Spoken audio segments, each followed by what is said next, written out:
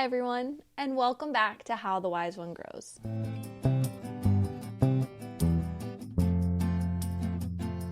So, our number one episode on the podcast so far was episode 102 about the decision to have kids or remain child-free with Kelty McGuire. And after that conversation was released, I got a little bit of feedback from listeners that it veered on the child-free side.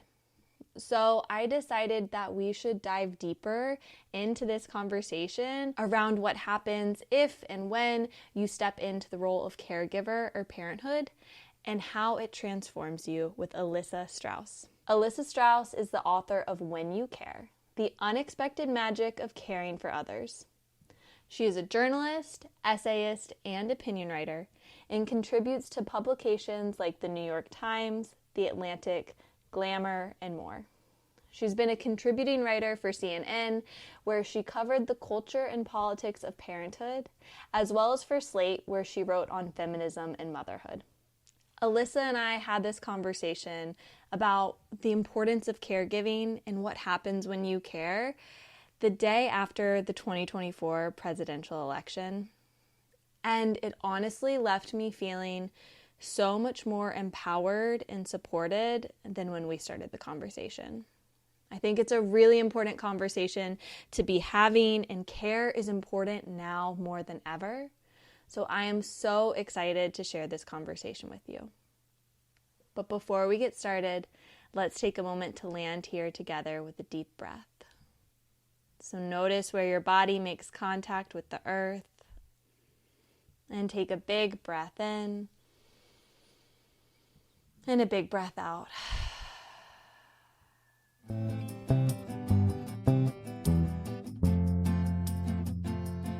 Elissa, thank you so much for being here.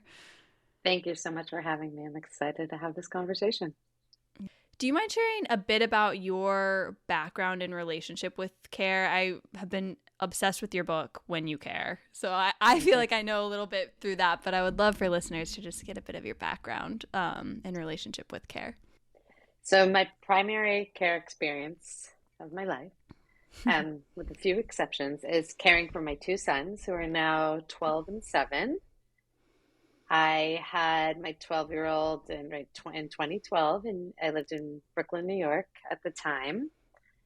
And as I talk about in my book, I was not ambivalent about having kids. That part felt to me like something I clearly wanted to do. Mm-hmm. But I was very ambivalent about how much of like a mom TM kind of to be, how much to let motherhood in as part of who I am, how I view the world.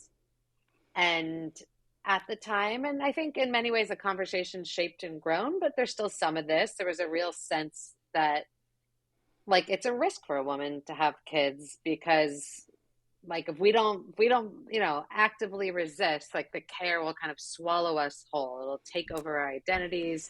It'll take over, even if it's not our identities, practically speaking, it'll take over our lives. So I really thought I could kind of create a vision of the world in which I could have the kid, but not let that happen. And what happened to me is that I found out through caring for Augie, my firstborn, turned on probably around age 2 when he really started talking. It wasn't a love at first sight or like epiphany at first sight experience at all. But as my relationship with Augie really took off, I realized that like I was really diminishing care in my life. I thought that it was something that if it takes over, quote unquote, you lose yourself to it, or it takes over your identity, that's a loss, right? That's a bad thing. Yeah. And for years, I wrote so much about why we don't have paid leave and universal, affordable, and reliable childcare, elder care, why maternity care stinks in this country. So I was always angry at the world for not valuing care. And it took me, honestly, a couple of years of parenting to realize that like I myself wasn't really valuing care. I myself wasn't really curious about care as this experience, not for everyone, certainly not everyone has to do it to become a more insightful or better person, but it is actually a path to wisdom. For me, it really was a path to epiphany. I did so many epiphany seeking things, in my 20s before I had kids, meditation retreats and psychedelics and hiking tall mountains. And those are all beautiful experiences. And I'm so glad we live in a time where women can do those things. And if a woman chooses to dedicate herself to those things and not have kids, great. I have absolutely no problem. I am not here with a pro-natalist agenda. I'm just here to say that I think our culture has a real blind spot to the kind of spiritual, philosophical, psychological, intellectual depths of care. And I myself had it as a feminist mom, having her first kid in 2012. And I would like to help us see that and help us understand care as not just a burden, not something that swallows your identity, not something that makes you boring and dull, but actually can be a truly expansive experience. I feel like you talking about that feels like all of my thoughts around motherhood and care, or like the fears that I've had going into it. Um, and that was like a really big part of what sparked this conversation. In that Kids Are Child Free episode, I shared that like my biggest fear of becoming a parent is like losing myself in motherhood, and like feeling like once I have a child, if I have a child, like I will be doing that all the time. A lot of what you're saying, like that your identity goes into that. And I heard from other listeners a lot about what you were saying of like how it's not exactly like that. Um, and I kind of want to share a bit of one clip of what a listener said just to kind of reflect on that. But to me, it's really seemed that there is this myth of losing yourself in motherhood. So I'm so excited to dive into like what is on the other side of that coin, and how care is kind of at the root of that, and that framing in the way we think about parenthood. Because I know so many people who hold a similar sentiment. So this is what one listener had to share. So I wanted to just comment on this idea of losing yourself in motherhood, and suggest that perhaps lost or not lost is sort of a false dichotomy, that there's a great space in between that's powerful for change and growth and transformation if we can get beyond our sort of cultural idea that we're supposed to get back to our pre-baby self as quickly as possible. I know for me, when my children were small, it felt very right to be close to them a lot of the time, and being with them and watching them and really just observing them and learning how to care for them felt more powerful and more important than doing the practices or the activities that had brought me joy and grounding and a sense of identity in my pre-child world. And I think I heard someone say once, let yourself be lost. And I think there's a real wisdom in that leaning into this new human and the process of caring for them can be an agent of change and growth for the parents. For me, when my youngest was 2, I felt much more able to sort of begin to integrate my pre-baby self and my post-baby self into this latest version of who I am. But that's a slow and ongoing process that took time. I'm just kind of curious, like based off of your experience, how did that shift kind of unfold? Like you it sounded like for you, and maybe similar to this listener, like early on, maybe it did feel really immersed in like this is the chapter I'm in right now. It's just like so demanding in all of these ways that maybe you do get a little like quote unquote lost, but then maybe lost is more an evolution. What was that experience like for you? I love the way she framed it, or at least my Mm-hmm. interpretation of the framing, because it's a really wonderful and rich distinction, right? Like the fear is losing yourself to parenthood, to motherhood, right? This idea that like it's irrevocable, like forever you will just lose yourself. Like that's a loss, right? Losing yourself when you lose yourself to motherhood. Mm-hmm. Versus being lost in motherhood can actually be this very generative, expansive time. And it's a difference of losing your favorite sweater, right? You left it at the airport, you're never getting it back. You've tried forever to call lost and found, clearly not happening. It's lost, right? Or you're in a forest and like you have, that you have a sense of like, I don't really know where I am, but I can see where the sun is and I have time and I'm going to make my way back and I can just enjoy that aliveness we feel when we don't quite know where we are, right? When we travel to a different city and we're walking around and we're just hitting the streets and we're not following Google Maps. And when we have to find our way back to our hotel, we'll get there. But just that, like sometimes being lost is a beautiful, expansive thing. Hard and challenging and stressful for sure when it comes to motherhood and particularly new motherhood.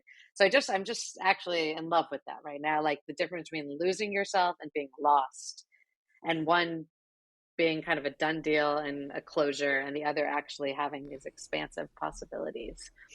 I think for me, well, I guess I'll start here because, my kids are 12 and 7 now. And I think so often the motherhood conversation gets kind of framed as the first 6 months or the first year, maybe the first couple years. And understandably so. That's the time of just like deep transition as someone becoming a mom. It's a time when children's needs are so demanding. I always say like my favorite stage and moment in transition period and parenthood is when I could like turn my back away from my kids and I didn't worry about them killing themselves. Like that is a liberation moment. So I think, it's I'm just trying to both remember what it's like to have that baby, to really go back to that time while also honoring that it's such a long story, motherhood, right? At least to 18, if not, of course, much longer. So to go back to the early parenthood phase, I think for me, in many ways, my fortress I built for myself where I would have a kid but not let motherhood ruin me, protected me. Many ways it actually allowed me to enter that more expansive generative place, because as part of my I'm not losing myself to this thing, I resisted a lot of the cultural pressures that are put on moms. How did you do that? Like, what was that resistance like for you? I just was like, this is the patriarchy. I honestly, unfairly so. I probably wrote too many mean blog posts about doulas. I wasn't that nice. This wasn't fair. I just want to be clear, but there was part of that was protective for me. So I was very decided, I'm not going to do this attachment parenting thing.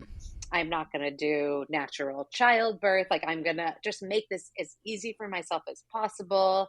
I'm not going to go to mommy and me classes or go to mothers groups. I just want to clarify again, I don't think that I got this totally right. And I know a lot of friends had beautiful support from their mothers group. So this is not an endorsement, but there was the silver lining that I just opted out of competition and fear and anxiety around whose kid is speaking first. Am I losing weight fast enough? I just told myself that is the page. I lumped everything into the patriarchy and I was angry at it and I closed the door on it. And I think today's version of that would be I wouldn't be on Instagram. I wouldn't be caring if I was the perfectly quote unquote gentle parent. I wouldn't be making, maybe I'd make my own baby food because sometimes honestly it was really cheap and easy with the immersion blender, but I wouldn't be putting all those pressures on myself. So I really had the sense that's all the patriarchy. And through that, I was devaluing care and devaluing community.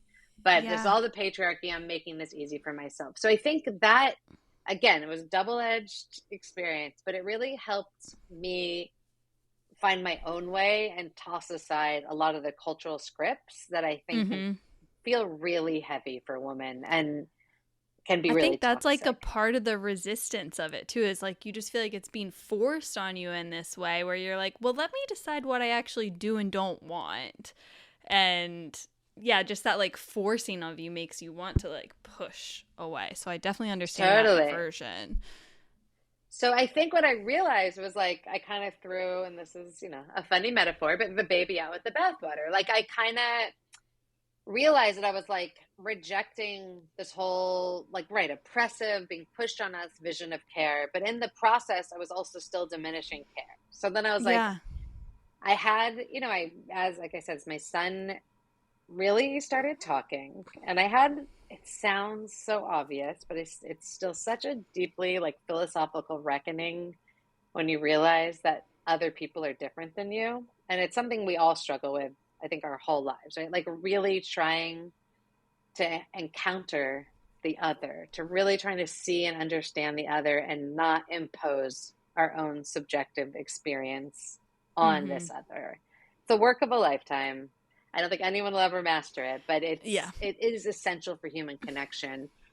And there was something for me about being in this deeply like dependent, ongoing care connection with my son, where he just relied on me in so many ways that really forced me to have a deep encounter with another in a way that Mm. honestly I had never done through friendships or through romantic relationships.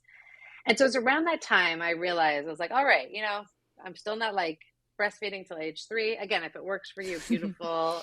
I'm post all that, Yeah. but I'm not going to get caught up in this like version of motherhood that I feel like would really hold me back professionally or dictate who I'm supposed to be friends with or anything like that.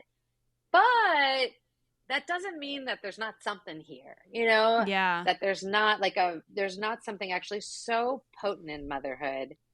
And I guess I see a lot of the work of my book, or at least my effort, is to try to like detangle motherhood from the patriarchy. Like Mm. not buy into the kind of patriarchal, sentimental vision of motherhood where it's like beautiful and easy and it's a woman's destiny. And if you don't want to do Mm-hmm.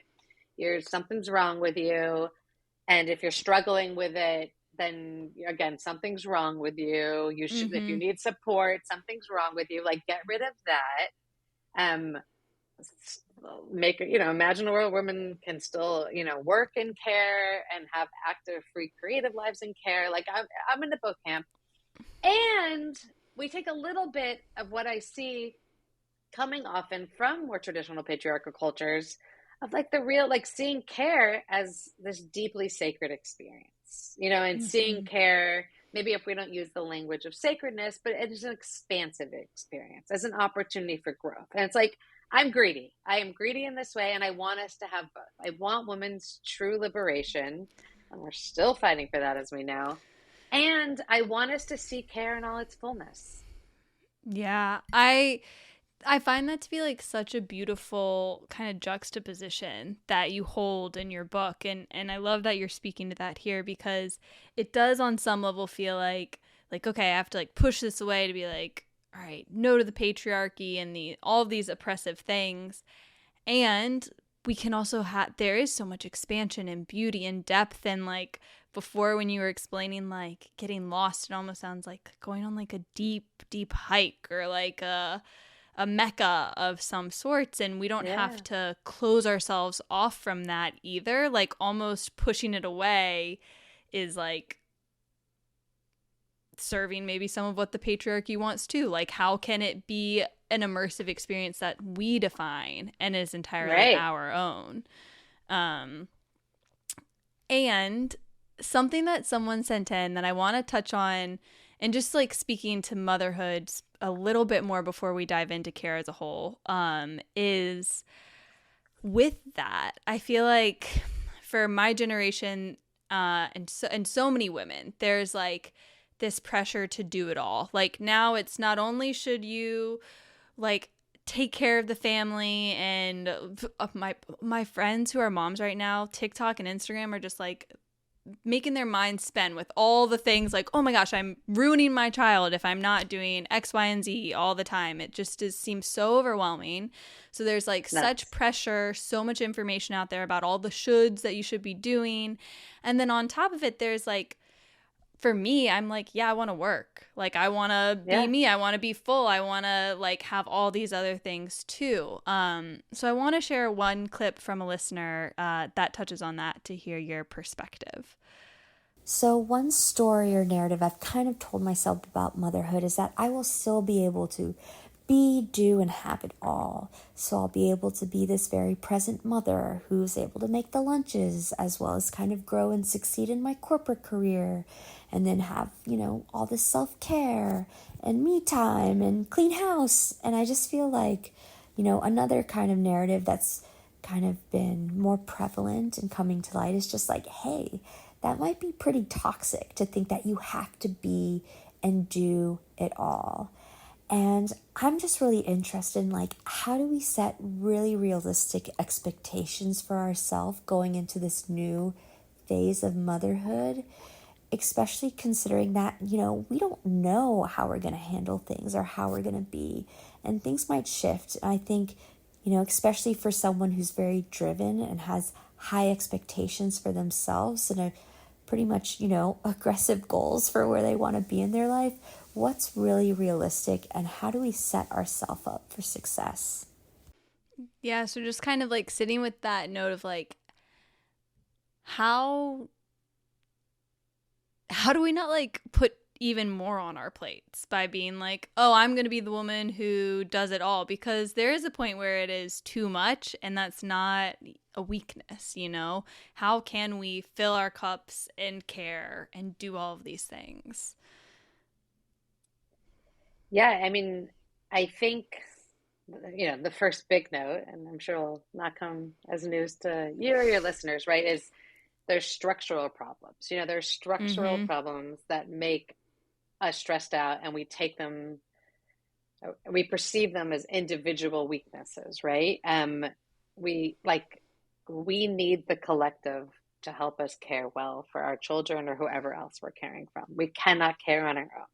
So, but when we buy into the myth that care is something that's small and simple, the picnic, with the gingham blanket version of care, we're like, yeah, we should be able to do this on our own and do everything else, because the patriarchy tricked us into thinking care is this like small, sweet thing instead of this like big, fleshy, messy, challenging experience.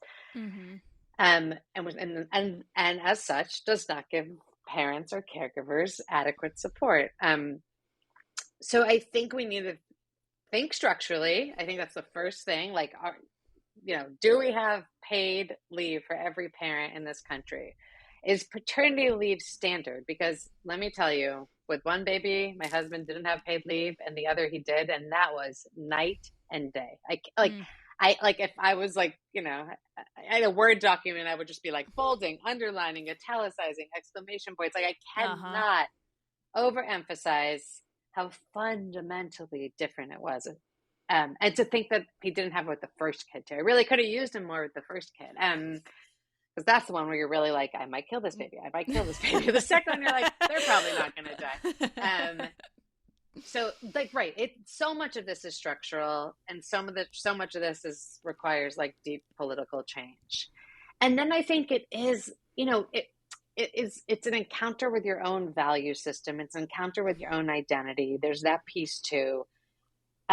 Listen, again, my career is super important to me. I basically never, especially because I'm freelance, I never had paid leave. I started working again, not full time, but around when both of my kids were 6 weeks, years old. So like, I'm not here saying motherhood's great and that's the only thing women should do. That's not my MO at all. My MO is that it requires a lot of big questions you're asking yourself. Hopefully you have a partner that's sharing the care with you. I will put a plug in for my friend Eve Rotsky and her fair play method, because so much depends on having someone to share care with if we are someone with a partner. And you have those conversations with the partner, you find systems that work in your household, you ask yourself questions about like, what does ambition look like for me right now?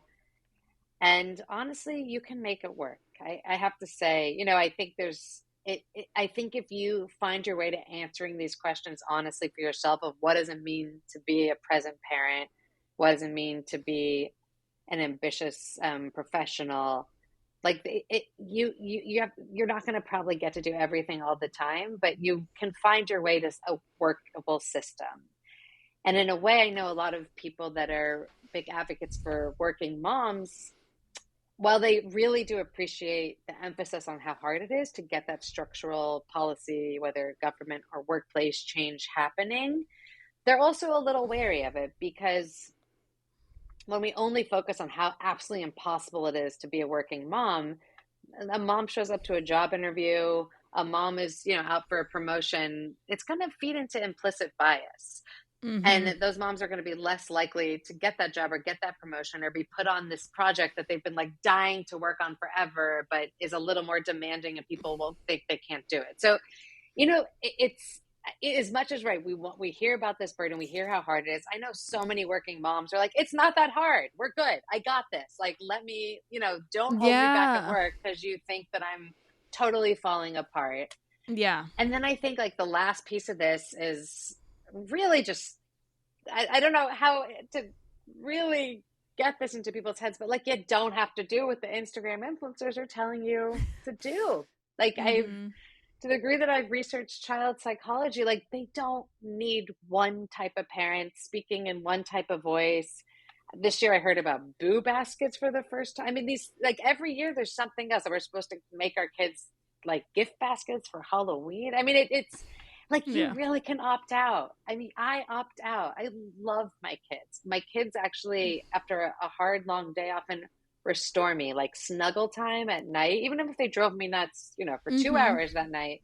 Snuggling in their bed like centers me and calms me. It's just body to body. This is biochemical. So like that's the stuff that matters. Like, is there moments of joy and connection? Like, are you giving them some structure because they need a little? Like, that's it. That's the job. You don't need the boo basket. You don't need to be a gentle parent. I am not a gentle parent. So I think it's right, the structural piece, the remembering that actually there's many, many super awesome working moms right there that are able to find a way to make it work. And then remembering that so much of what's presented as somehow like necessary or ideal in terms of parenting approaches is just crap. I mean, it may work for some, but this idea that there's one size fits all for everyone, that is crap. Like, you find your own way. You're your own person. Your child's their own person. This is a absolutely unique and rare combination of humans in the world. Like, you find your own way.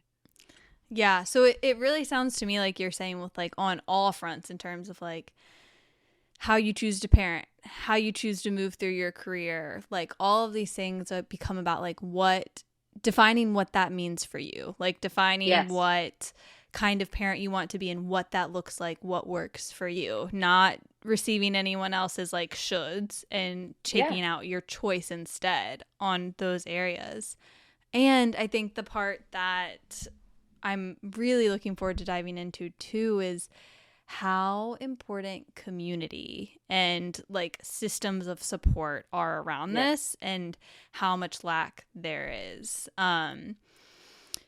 So just like sitting with that, I guess like first, like from your perspective, what is care? What does it mean to care? And then how can we, especially, I mean, we're recording this the day after the election, when our politicians aren't supporting care, when the systems are around us aren't supporting care, and the people who care, how do we make a shift towards supporting one another in care and creating these systems of support for ourselves and one another? So many good questions. I think for me, care is, in its like purest, simplest sense, it's kind of like active love, right? It's active affection. It's active awareness that we are all vulnerable, dependent human beings who need to be seen and in some capacity protected by others. So I think care is everywhere. And I think care is in our friendships, and I think care is in our schools and in our hospitals, particularly with nurses, right? I In my think that's book, like so important to name too, because we isolate it towards parenthood often in our minds. But when we're yeah, expanding it to the broader community, I think it does help see how necessary it is in all aspects of our lives. yeah, it's the glue, I mean, of Mm-hmm. humanity. And it's not, it's been so sentimentalized, this kind of kumbaya, isn't it nice thing. And to me, that totally like denies care its might, because care is tricky and it's hard. And navigating, whether it's your child or your friend, or someone you work with, navigating that piece of like, I love this person, I do have some obligation, but I don't want to fully like give everything to them, I need Mm-hmm. boundaries. That is like truly, truly the hardest thing a human can figure out over the course of their life, right? To really figure out how to protect the self, have those boundaries, be someone who craves freedom and autonomy, and also just like quiet and no one Mm-hmm. complaining about dinner, just like from the little Yeah. to the big, right? And someone who is a social animal, who craves connection, needs connection, who has a sense of obligation that's beautiful, right? I think obligation, because it's often processed through a really patriarchal lens that oppresses women, like we can be a little twitchy about it, and I get it, Yeah. but obligation is also just a beautiful part of being human.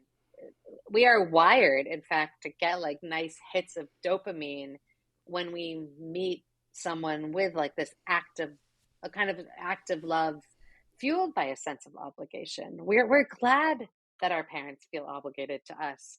We are glad that our partners and friends feel a sense, and it's not such a dirty word, right? So these are things that are really make humanity work. These are, if you look at evolutionary science, this isn't the side dish and competitions like the main, force behind the survival of the human species. Like this sense of sympathy, empathy, connection, and care is absolutely essential for us. Tricky, thorny, complicated. Again, it doesn't mean no one's happily ever after, but care is right in there. And so I think, yeah, we have to really see, like, just like name it and make it visible as part of it. Like, see that so much of what we do and who we are happens through care. It would not happen otherwise. And so there's kind of this bigger care. But in my book, I was really curious about a specific type of care, which is, like as I kind of, we'll put the shorthand version of it is like relationships you can't just leave. like you have a kid, maybe you can, but Mm-hmm. there's a big Mm-hmm. social cost or stigma. These are ongoing dependency relationships. So this isn't a teacher or a nurse, and this probably isn't your average friendship. This is when someone is really truly dependent on you to survive and perhaps thrive. And if you left them, that would have really negative consequences. It doesn't mean you can never leave. And I included paid caregivers in this as well, because they do, well, even though it's not the same and they can leave their job, they do have ongoing dependency relationships with the people they Yes. care for. I spoke to nannies, I spoke to home healthcare aides. This woman, June, who's in my philosophy chapter, a Jamaican woman who works as a home healthcare aide in the United States and has held, I think it's maybe 5 people's hands as they died. So that's some thick care right there. So I included paid caregivers, and I also included parents and family and friend caregivers to old, ill, and disabled individuals, and really just trying to see what the experience of having someone depend on us does to us. Like that was my Mm. big question after I had my big aha moment of realizing like, oh, okay, I have bought in to this notion that care is kind of a small, simple thing, when in fact it's this big, messy, transformative thing. And now I want to know more, and I want to understand what it does to us. Yeah, that's so fascinating. And I think that when you're talking about like getting deeper into care and finding this distinction between like the self and the other and like how that line becomes really blurred, I think can dive us into a bit of how it can become a really spiritual thing, because it kind of extends beyond logic a bit. And I think it shows this like great interdependence with one another and something maybe deeper within ourselves as well.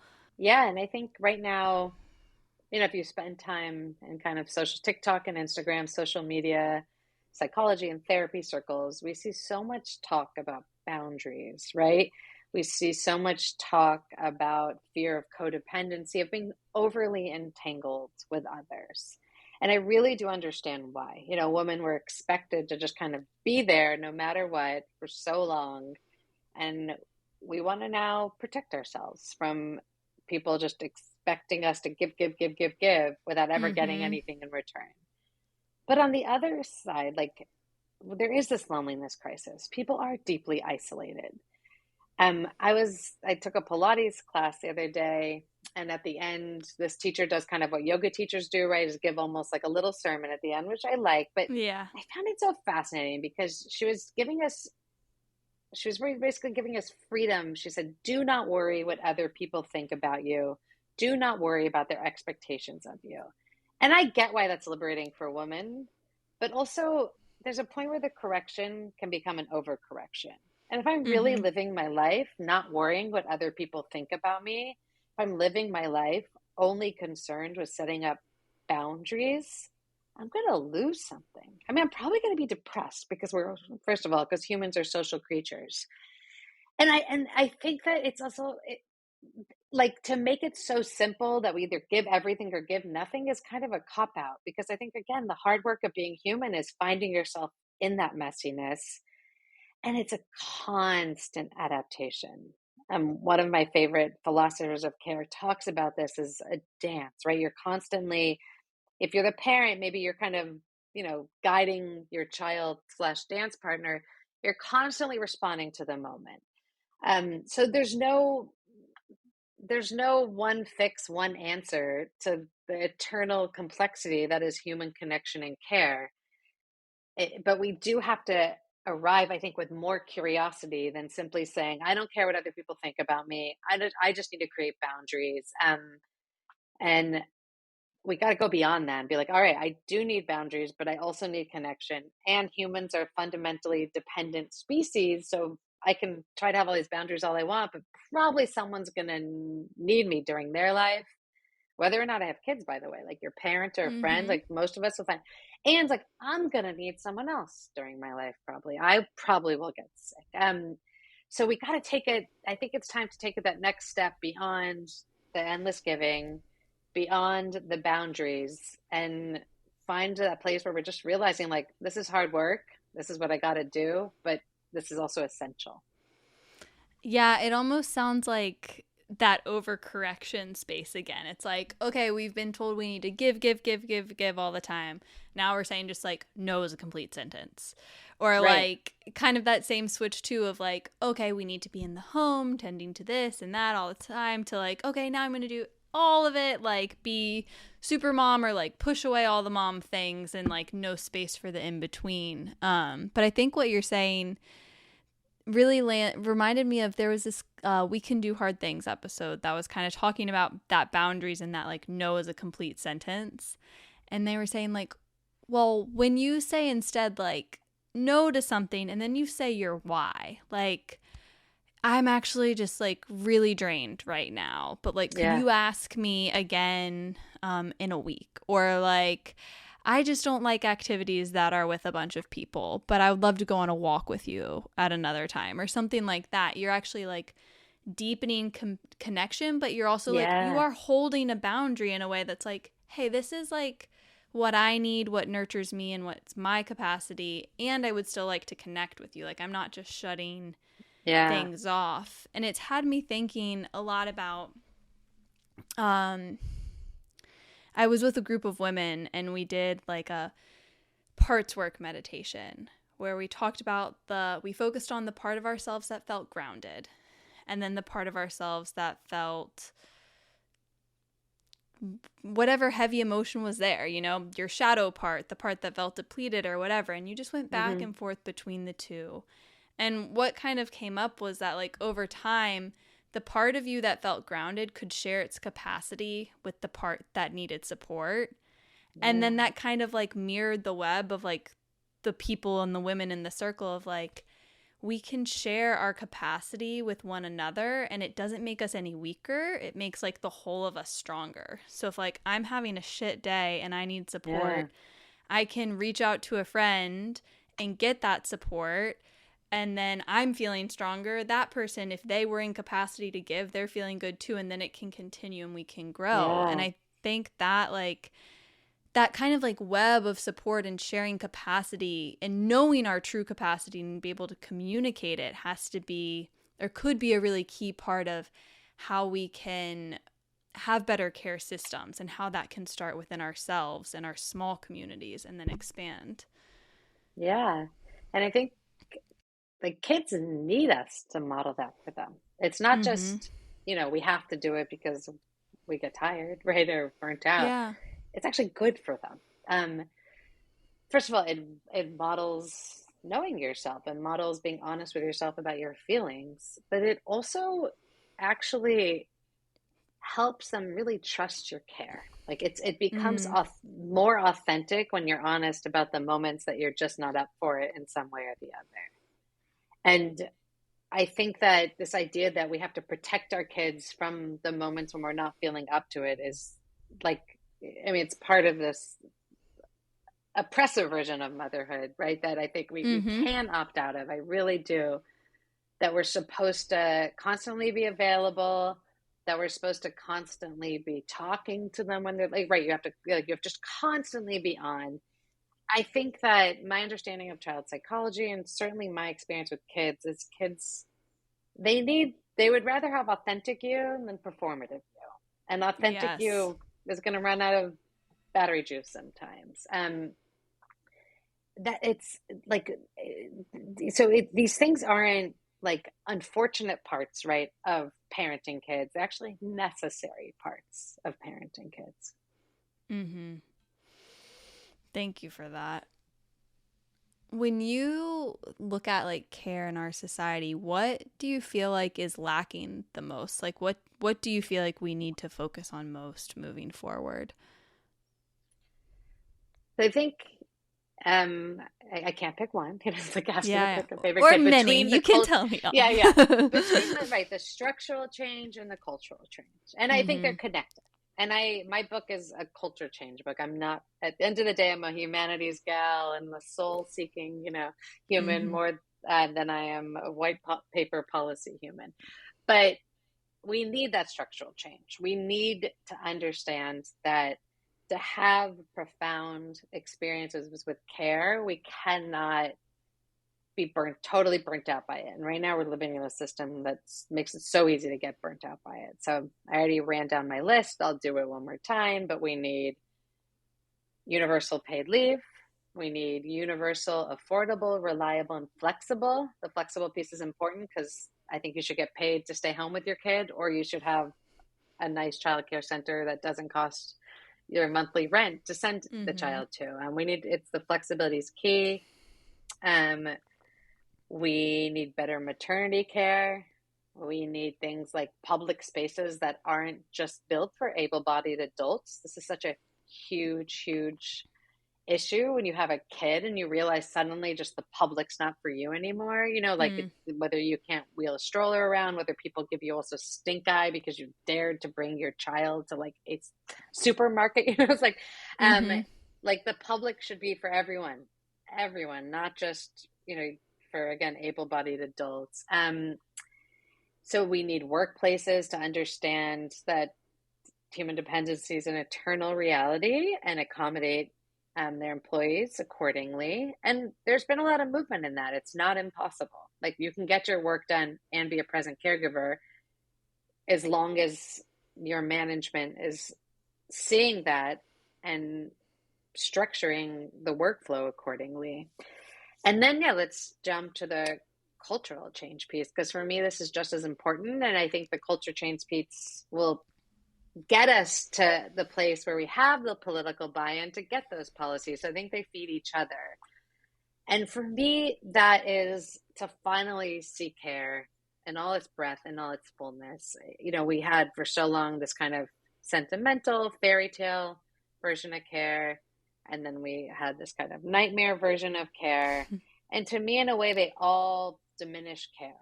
And I would love to be in a culture that treats care stories with the same curiosity that it treats other stories. So let's say you're at a dinner party, and on one side of the table, there's a guy who just hiked Mount Everest. And on the other side of the table is a dad who just is on 6-month paternity leave and is the primary caregiver for a newborn, or someone caring for their parent with dementia.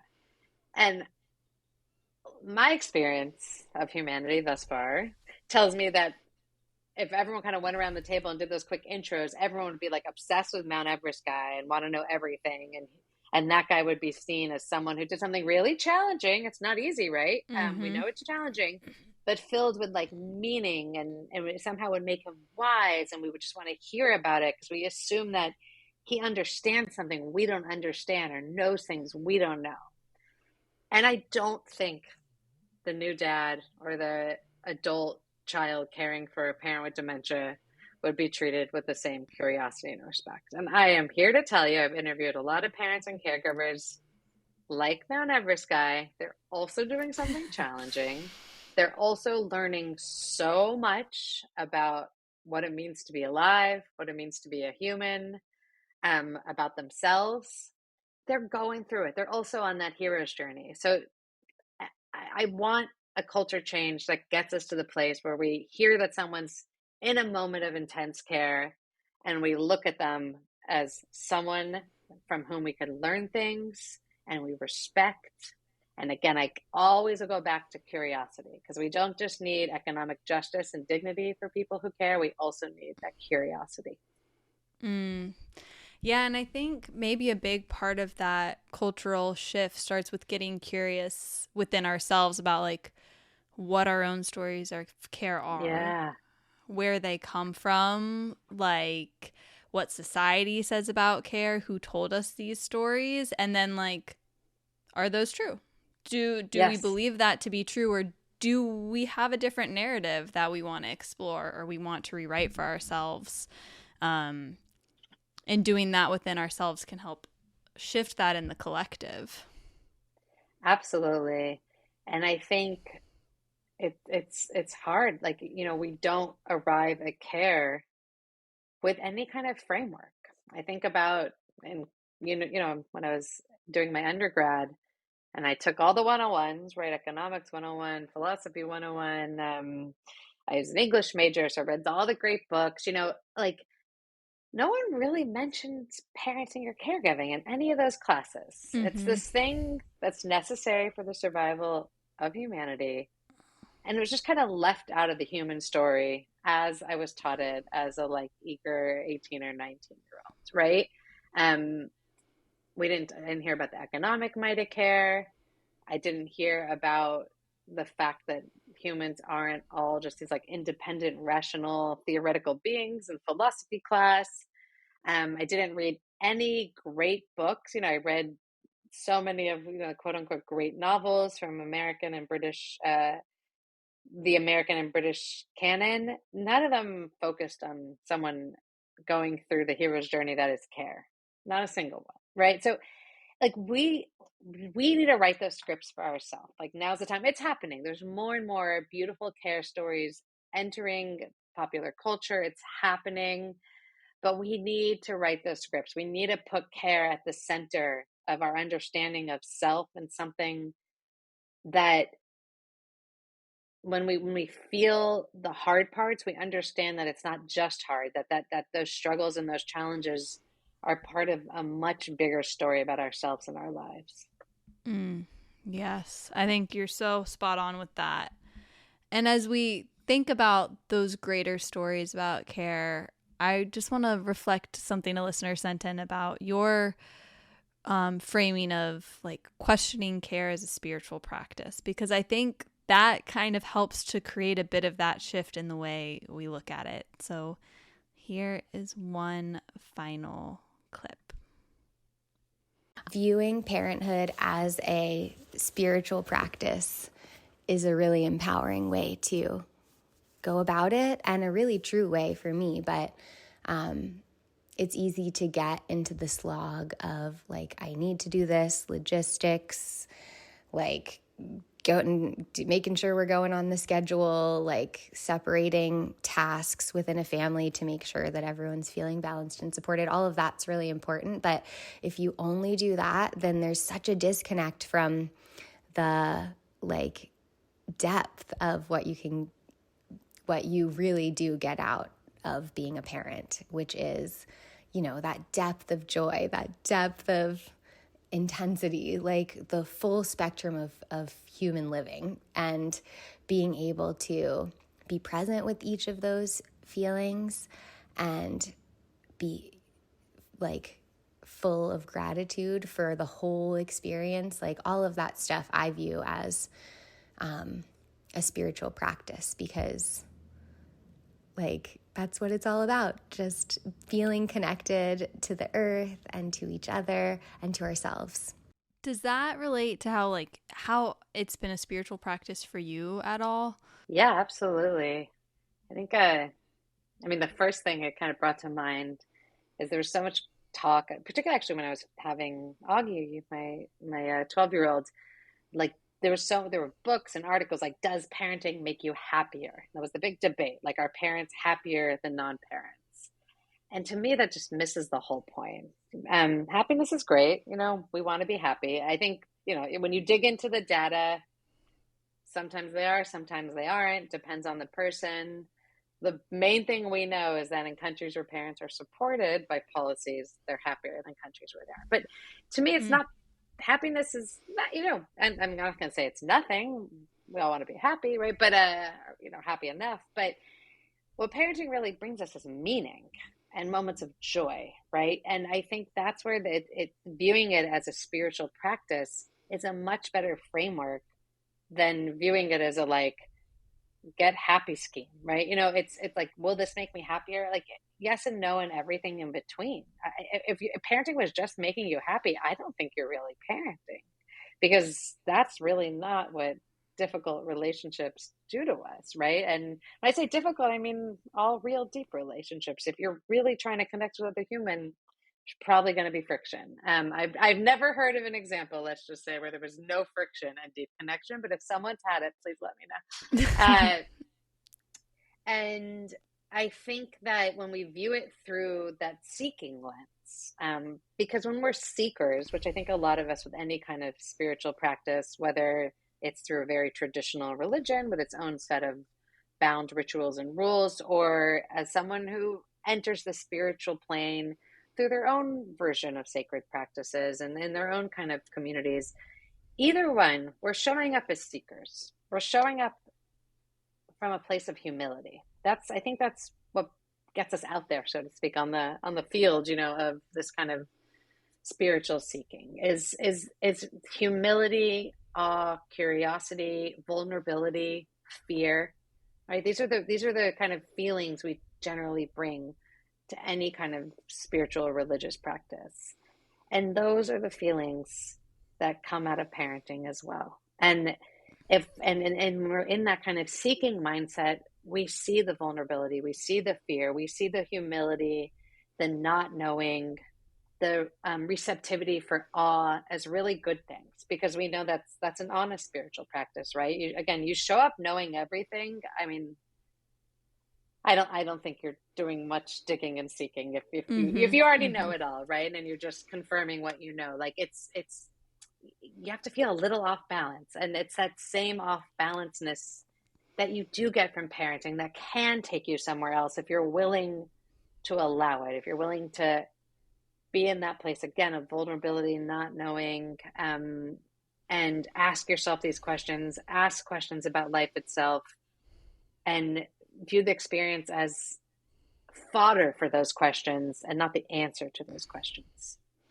Yeah, and maybe that ties back to that beginning of like getting lost in motherhood and in parenthood.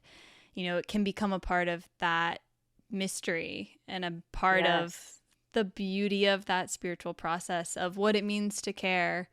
And hopefully the more that we learn to care and to value care, with our most intimate relationships, the more that can weave out into our communities and our society and like make its way to policy and making the changes that need to be happening so that we can care for one another in our communities, especially right now. Elissa, thank you so much for taking the time to speak with us on all of these things today. For those listening, how can we support you? How can we support your work? How can we support care in our communities? I think to start with me, if you're care curious, I definitely recommend my book, When You Care, The Unexpected Magic of Caring for Others, in which I really try to reinsert care in the center of the human story, where it belongs and where it was denied a space by the patriarchy. On top of that, I have a Substack called Made with Care. I'm on Instagram at Elissa Avery, where I post all my freelance work. I had a piece in The Atlantic a couple weeks ago about the philosophy of parenting, for example. Then to jump to the community piece, I will do a quick and direct request and call for donations to an organization called Caring Across Generations, which really inspired me by kind of naming this thing called care and acknowledging that while caring for children and caring for old, ill, or disabled people is very different in many ways, there's still something to this care thing. And when we organize through the lens of care, we're more likely to get the kind of policies that we need to make meaningful difference in parents and caregivers' lives. So once again, Caring Across Generations. Follow them on socials. If you're able to donate. They hustled their tushes off to get a care agenda into this election. They fought for Kamala, who they thought would be most likely to deliver the care agenda. And I can promise you their work's not ending. And then I just want to remind everyone, because I think there's a lot of pressure, particularly on moms, that feel like they because they're so busy with their kids, now they're not good activists anymore, right? They're not really fighting for change. And I just want to remind us that raising good kids is political. Raising kids that know how to be honest and respectful of others is political. Raising kids who can be in a classroom with kids that are different than them and have curiosity instead of fear, that is political, right? So just showing up for your kids is political.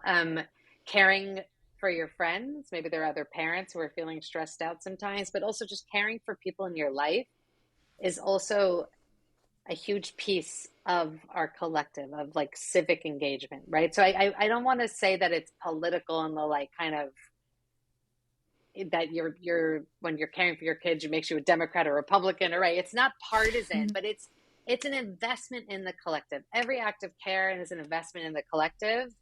And without the collective, without that sense of connection and trust, like democracies die. This is so that is, I'm trying to remind everyone today, like if you're caring for yourself, if you're caring for others, if you're caring for your kids, you're investing in care, like you're moving the needle in the right direction. I know I needed to hear that today. Thank you again so much for your time. And just sidebar, I know my mind was spacey today, so thank you for following my conversation when my mind took its moments. It feels good to connect. I think it's kind of a living example of like, if we can talk about care and just, it's like every time we utter the words, we're summoning a little bit into existence, a world in which care matters. We need to keep talking, it's like we cannot stop, so. Yeah, and I think especially today, I'm like, I need to be just getting more involved and figuring out the things. So this is kind of a grateful thing to have. Like, okay, here's something I can put energy towards and focus on and get involved with. Really appreciate you. Really appreciate your work. Love your book. I'm so grateful I got to talk to you. No, this was a real joy. I really, really appreciated the conversation and the framing and the kind of sensitivity and openness and lack of judgment, that these are big questions, big decisions. So I really appreciate it. Have a good rest of your day. All right, take care.